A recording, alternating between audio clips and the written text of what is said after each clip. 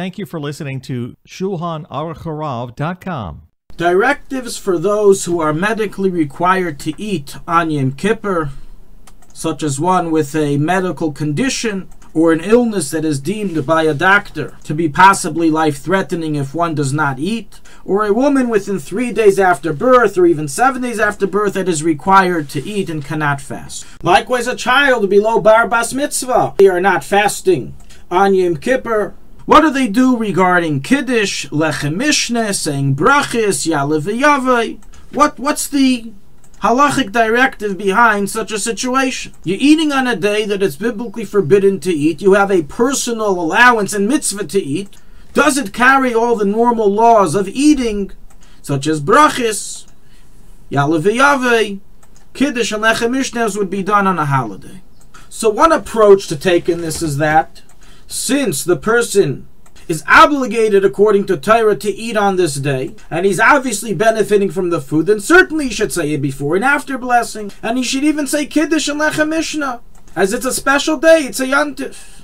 And he should likewise say Ya'aleh v'Yaveh in Birchas Hamazon.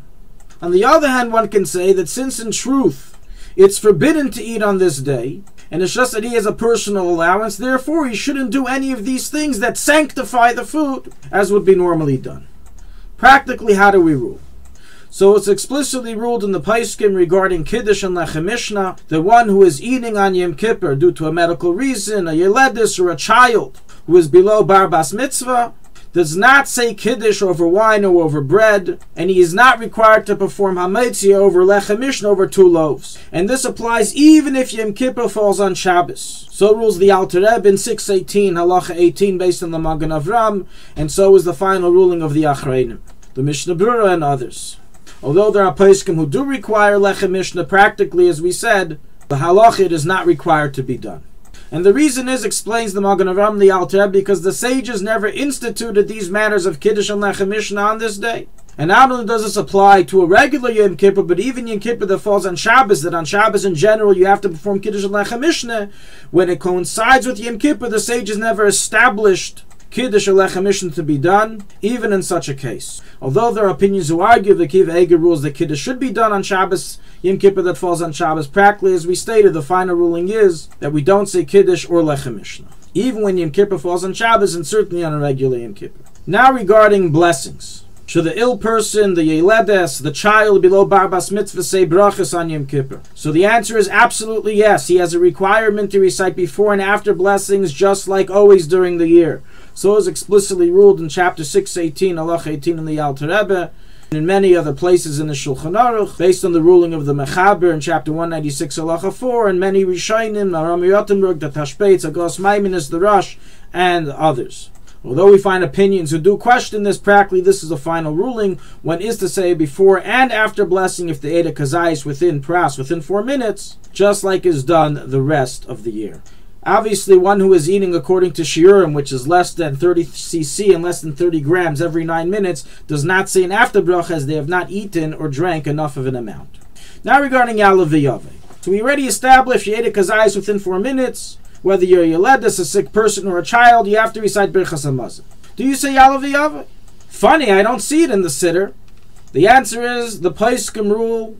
The Ya'aleh v'Yaveh is to be recited, and you're supposed to say before V'nei Yerushalayim, the regular paragraph of Ya'aleh v'Yaveh, and add in the middle, B'yom HaKippurim hazeh. And thus, children, women, and ill people who know that they will be eating on Yom Kippur should make a note in the bencher before Yom Kippur starts of this nusach and write in it, B'yom HaKippurim hazeh.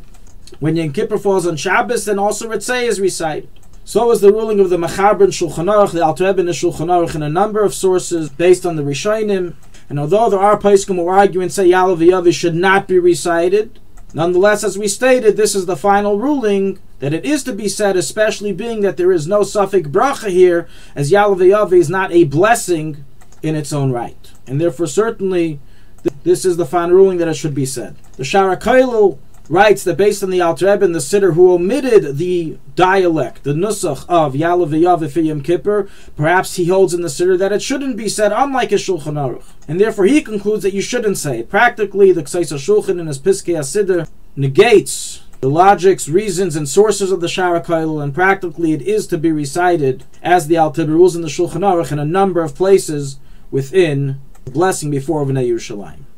However, being that in the end of the day this matter is under debate, therefore if you forgot to say Ya'aleh V'Yaveh on Yom Kippur, you do not return and go back, you don't bench again, and you don't even say an extra bracha that's normally said, if you remember, between Uvenei Yerushalayim and Atay V'Ametiv. So is the final conclusion of the Alter Rebbe in 188, Halacha 11, that we suspect for the dissenting opinion in a case of doubt, after the fact. So to summarize, one who eats on Yom Kippur due to being sick, a yeledis after birth, or a child under bar bas mitzvah, does not recite Kiddush, does not do Lechem Mishnah, even if Yom Kippur falls on Shabbos, does recite before and after blessings, just like is the laws during the rest of the year. When he recites Birchas Hamazon, is to recite Ya'aleh V'Yaveh, but does not repeat Birchas Hamazon or even say an extra blessing if Ya'aleh V'Yaveh was forgotten. Regarding washing hands, so one who is eating bread is to wash hands as normal on Yom Kippur for the sake of the bread. So rules the Levushay Mordechai and Tinyana Yeridei 11, Yad Sefer, and other Paiskei Dereinu. Regarding Alamichya, if one is saying Alamichya on Yom Kippur, it's a dispute if he should mention Yom Kippur in the Alamichya. In practice, as we already mentioned, it should be said just like it's said in Birchas Hamazon. Thank you for listening to ShulchanAruchHarav.com. Our free services of making Torah knowledge available to the public depends on donors like you. Please help us continue our work through making even a small contribution at ShulchanAruchHarav.com under the Daily Halacha Dedication section or in the subscription page. Also, check out our online courses and many sefarim available for purchase that will both enhance your Torah knowledge and help support our work.